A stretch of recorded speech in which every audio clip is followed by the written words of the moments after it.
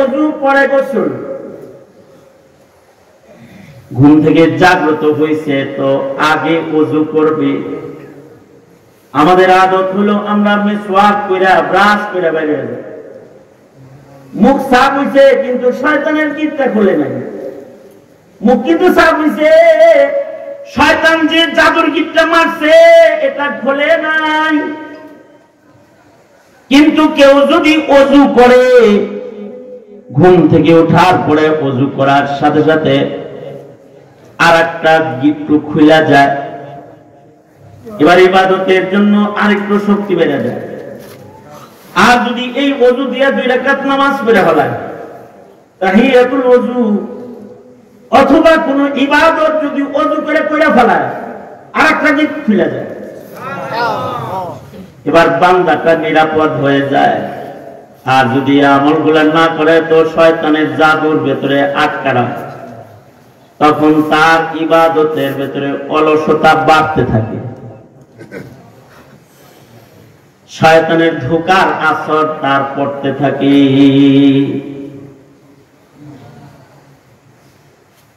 শয়তান মানুষের ইবাদতকে নষ্ট করার জন্য সব সময় কাছাকাছি অবস্থান নেয়।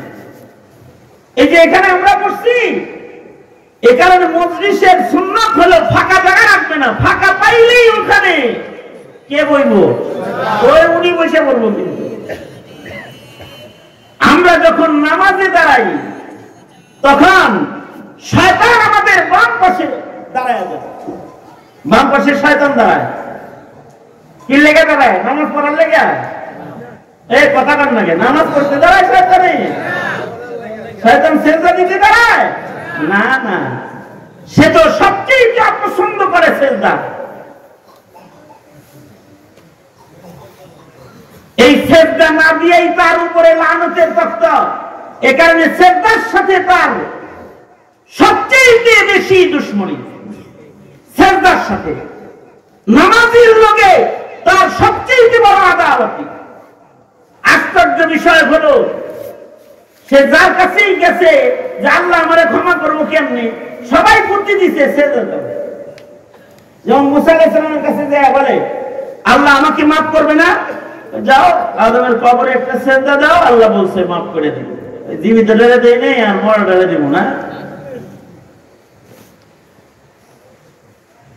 শয়তান জুনায়েদ বাগদাদির কাছে গেছে। জুনায়েদ বাগদাদি কি যায় বলে, এই জুনায়েদ, আমার কি আল্লাহ মাফ করবো না নাকি? জুনায়েদ বাগদাদি বলে, কামটা করে ফেলাইলেই তো হয়। হ্যাঁ, কামটা করে ফেলাইলেই তো হয়, সেজদাটা দিয়ে দিবেন।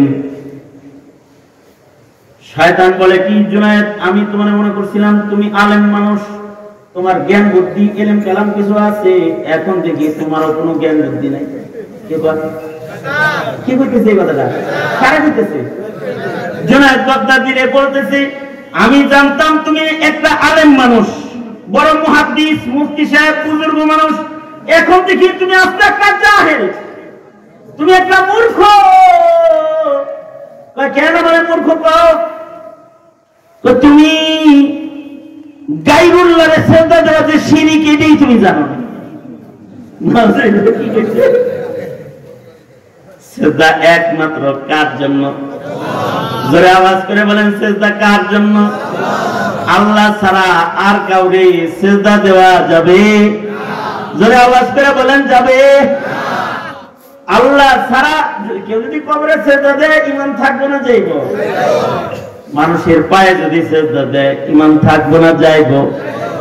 গাছের মাছের যদি সেজদা দেয়, ঈমান থাকবো না যাইব? কারণ সেজদা কার?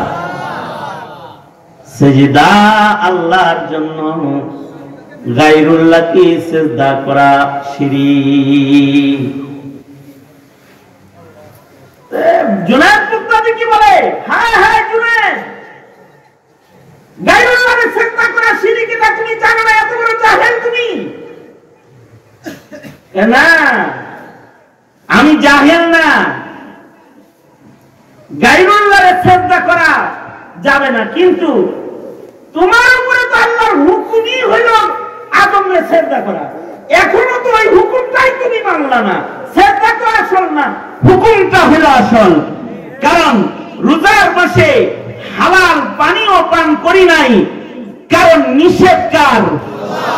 আযান দেওয়ার সাথে সাথে আর না খেয়ে বসে থাকি নাই, খাবার খেয়েছি, আবিষ্কার রাতের অন্ধকারে সেহরি করেছি, নির্দেশটা কার? সেহরি আর ইফতার মাকসাদ নাকি আল্লাহ পাকের হুকুম মানা মাকসাদ? আল্লাহর হুকুম মানা মাকসাদ। তোমার উপরে নির্দেশ তো আদমকে সিজদা করা, আল্লাহর হুকুম, এটা তোমার উপরে।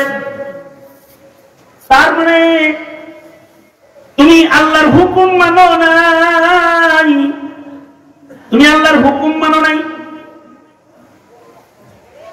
তবে শয়তান বড় বড় আলেমদেরকে বেশি বেশি সময় দিয়ে তাদের ঈমান নষ্ট করার জন্য চেষ্টা করছে।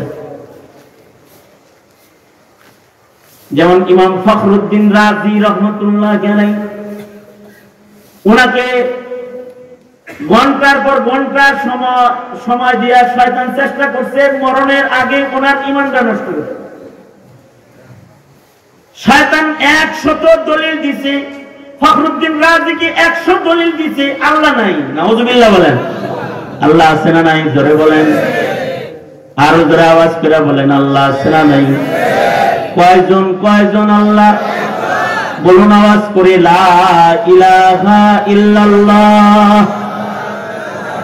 জোরে আওয়াজ করে বলেন, লা ইলাহা ইল্লাল্লাহ। আল্লাহ আছে না নাই? কিন্তু শয়তান বলে আল্লাহ নাই। ফখরুদ্দিন রাজির কাছে 100 দলিল দিছি, আর ইমাম ফখরুদ্দিন রাজি 100 দলিলকে কাটছে। সাকারাতুল মউত চলছে, ঠিক এমন সময় ওনার শায়েখ, ওনার উস্তাদ ওনার ঘরের ভিতরে ঢুকে বলে, শয়তানের লগে গল্প করে সময় নষ্ট করতেছো কেন? ওরে বলে দাও, সবকিছুর দলিল লাগে না, বিনা দলিলে আল্লাহ এক। এই বিশ্বাসের নামই ঈমান বলা থাকে। ফখরুদ্দিন রাজি বলে, বিনা দলিলে আল্লাহ, সে আল্লাহ এক। বাস লা ইলাহা ইল্লাল্লাহ উচ্চারণ করছে, আর ফখরুদ্দিন রাজি জান্নাতে চলে গেছে, মৃত্যু হয়ে গেছে। শয়তান 3 সময় ধোঁকা দেওয়ার জন্য পেরেশান হয়ে যায়। একটা হলো জন্মের সময়, আর একটা হলো মানুষ যখন ইবাদত করে ইবাদতের সময়, আর একটা হলো মরণের সময়। আপনি আমি যখন ইবাদত করি তখন শয়তান ইবাদত নষ্ট করার জন্য দেখবেন নামাজে দাঁড়াইছেন, নামাজ পড়তেছেন, দেখবেন নামাজে দাঁড়াইলে যত ভুইলা যাওয়া কথা আছে সব স্মরণ হয়, তাই না?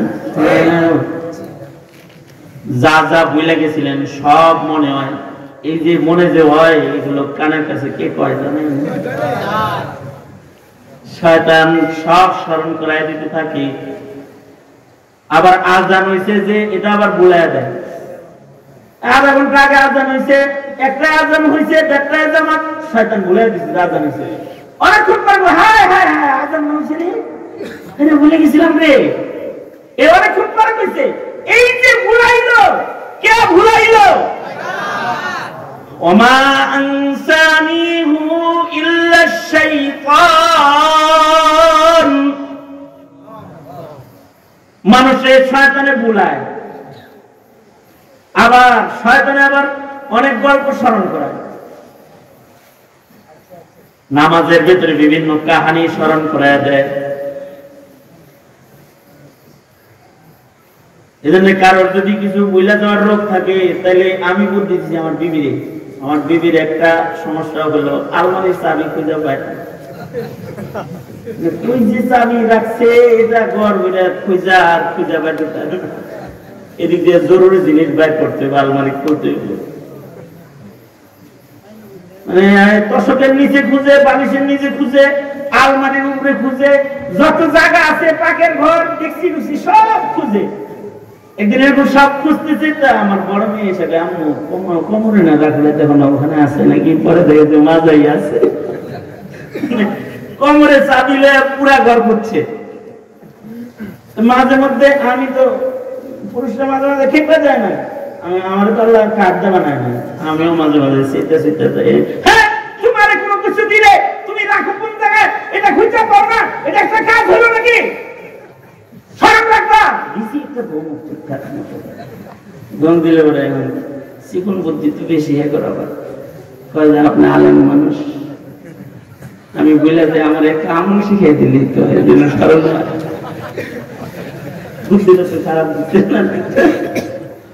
ঠিক আছে, বুদ্ধি যেহেতু চাইছে তা আমি একদিন বুদ্ধি দিলাম, তুমি যদি কিছু ভুলে যাও তাহলে সাথে সাথে অজু করে নামাজে দাঁড়ায় যায়, এটা তোমার স্মরণ করার আমল। কয়েকদিন এই আমল করার পরে একদিন আমার বলতেছে, আব্দুল্লাহ রাব্বা এটা তো আজব আমল, কেন কিছে কয় তকবীরে তাহরিমা বানতে দেরি হয়, মনে হতে আর দেরি হয় না। তখন মনে হয় যে নামাজ খাইলে দিয়ে যে আগে দেখি যে মনে হচ্ছে হেরে আসেনি জিনিসটা। হ্যাঁ সেই তো কারিশমাটা এখানে ভুলাইছে যেজন, স্মরণ করাইছে কে সেজন।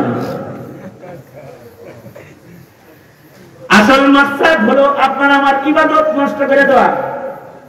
শয়তানের মূল যেমন এখানে বয়ে রয়েছেন, এখন শয়তান অনেককে বুদ্ধি দিব, শয়তানের কথা শোন লাগে নাকি, যা যা বাচ্চা যদি গায়া একটু ঘুরে গেরায় যা আস্তে করে উঠে লয়ে যাইব। আর যারা বাইরে আছে এগুলো কইতেছে এই আবার শুনতে হয় থাকে নেবে, আমি মাইক দিয়ে তো সত্যই শোনা যাইতেছে, হুজুর কি আর মিথ্যা কথা একটা কয়, যা বলতেছে হেরাও শুনে আমরাও শুনি, বাইরেই থাকি। কিন্তু বাইরে থাকার কারণে কি হইতেছে, গুনাহও হইতেছে না, রহমত দিয়ে গোসল হইতেছে না। যেমন এখানে পয়সা বেশি আমরা রহমত পাইতেছি, যারা এটার বাইরে আছে তারা রহমত বঞ্চিত। আমরা এখানে বসছি তো হাদিসে আছে গাশিয়াতুহুমুর রাহমাহ, আমাদের উপরে রহমতের বর্ষণ করতেছে কে? আল্লাহ জিকিরের মাহফিলে বসছি, রহমতের ভিতরে ঢুকছি। রহমতের ভিতরে না ঢুকলে রহমত পাওয়া যায় না। শয়তান এটাও দলিল দিচ্ছে। আমাদের পূর্বপুরুষ বড় আলেমে দ্বীন আনোয়ার শাহ কাশ্মীরি রহমাতুল্লাহ আলাইহি, আনোয়ার শাহ কাশ্মীরি কত বড় আলেম ছিল! আনোয়ার শাহ কাশ্মীরি রহমাতুল্লাহ আলাইহি সুবহানাল্লাহ বলার লাগে রেডি হয়ে বলেন, ভালো ভালো কিছু খবর কই। আনোয়ার শাহ কাশ্মীরি রহমাতুল্লাহ আলাইহি আল্লাহ এরকম একটা ব্রেন দিছিল, একবার পড়লে 40 বছর মনে থাকতো, বেশি না, মাত্র কত বছর? গোটা দেওবন্দের লাইব্রেরি ওনার মুখস্থ ছিল। উনি বলতেন দেওবন্দের কোন বই যদি উল্টে কাটে, ইঁদুরে কাটে, নষ্ট হয়ে যায়, আমাকে বলো, আমি এটা আবার পুনরায় যেমন ছিল তেমন লিখে দিব। আমি এটা ওনাকে বলা হতো মাকতাবাতুন আযীমাতুন হাইয়াতুন নাতিকাতুন, জিন্দা চলতি ফিরতি লাইব্রেরি ছিলেন আনোয়ার শাহ কাশ্মীরি। আনোয়ার শাহ কাশ্মীরি রহমাতুল্লাহ আলাইহি বুখারী শরীফের ব্যাখ্যা গ্রন্থে লিখেছেন শারহুল বুখারী ওয়া তিরমিজি, তিনি বুখারীর শরহ লিখছেন, তিরমিজির শরহ লিখছেন। তো বুখারীর শরহ এর ভেতরে একটা ঘটনা লিখছেন।